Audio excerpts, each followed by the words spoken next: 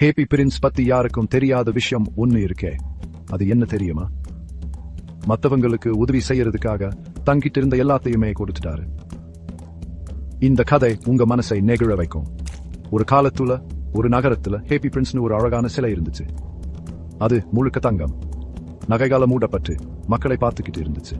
ஒரு நாள் ஒரு சின்ன தகைவிலான் குருவி அதோட கால வந்து உட்கார்ந்துச்சு. அந்த இளவரசர் நகரத்துல இருக்க ஏழைங்களுக்கும் கஷ்டப்படுறவங்களுக்கும் உதவி செய்ய சொல்லி அந்த குருவியை கேட்டாரு. அந்த குருவி சிலையில இருந்து தங்கம் நகைகளை இடிச்சுட்டு போய் தேவைப்படுவங்களுக்கு கொடுச்சு. கொஞ்சம் கொஞ்சமா இளவரசர் தன்னோட எல்லாத்தையும் இழந்தாரு. ஆனா மற்றவங்களுக்கு உதவி செஞ்சதால ரொம்ப சந்தோஷமா இருந்தாரு.